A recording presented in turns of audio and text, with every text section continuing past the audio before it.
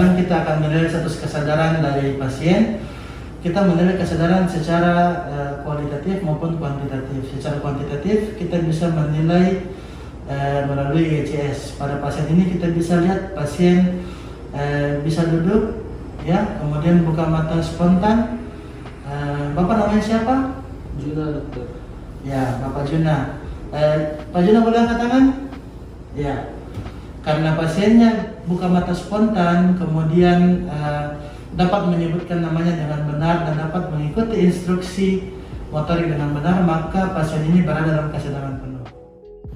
Baik, yang kedua adalah kita menilai status kesakitan dan skala nyeri pasien, ya.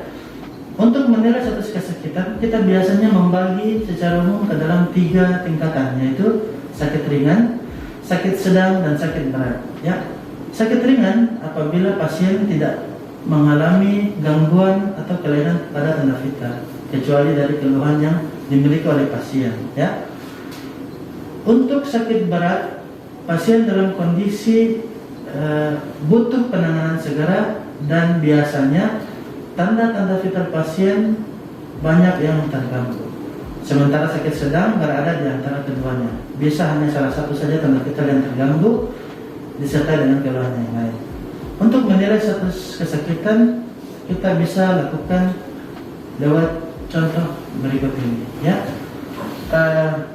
pada pasien ini kita melihat pasien datang dengan meringis kesakitan. Ya, kemungkinan ada rasa sakit di kepala. Ya.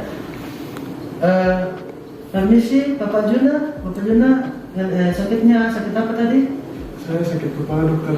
Ya, Bapak Juna ada demam? Tidak, dokter. Tidak, ya. Bapak Juna ada sesak napas? Tidak, dokter. Sampai kejang-kejang? Tidak, dokter. Ya, baik. Jadi itu tadi kita menilai status kesakitan pada pasien. Pasien datang dengan keluhan sakit kepala, tapi tidak ada tanda vital dari pasien yang terganggu, yang nanti akan kita buktikan dengan pemeriksaan tanda vital. Kemudian tidak ada gejala-gejala yang berat yang dialami oleh pasien seperti kejang-kejang. Jadi kita bisa mengambil kesimpulan bahwa pasien ini mengalami sakit ringan. Kemudian yang kedua adalah kita menilai derajat nyeri. Ya, pasien tadi mengeluh sakit kepala, maka kita perlu untuk menilai tingkatan nyeri yang dialami oleh pasien. Caranya bagaimana? Kita tanyakan kepada pasien agar pasien memberi skala pada nyeri yang dia rasakan. Seperti berikut ini. Ya. Bapak Juna? Ya, dokter. Bapak Juna sakit kepala, ya? Ya, dokter. Ya. Sakitnya sakit sekali atau sakitnya bisa ditahan? Sakit sekali, dokter. Sakit sekali. Ya, dokter.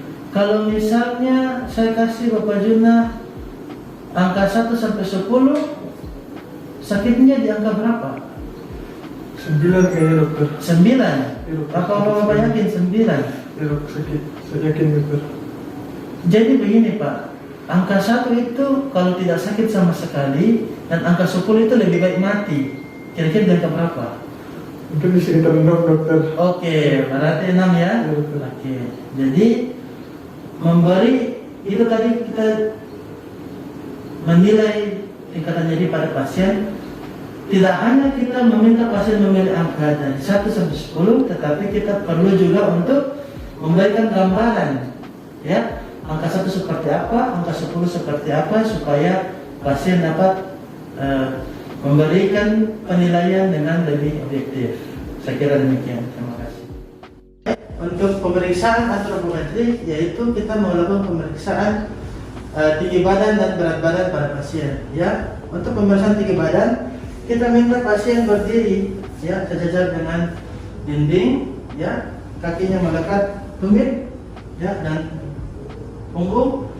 Kemudian kita posisikan kepala pasien dalam posisi Frankfurt plane, ya, yaitu posisi ujung sudut mata pasien sejajar dengan lubang telinga. Ya, setelah sejajar kita lakukan pengukuran tinggi badan menggunakan Hippolothois. Ya. Oke. Ya. Kemudian kita melakukan pembacaan sejajar dengan mikrotrace-nya. Jadi dari sini kita dapatkan pengukuran hasilnya 165,3 cm.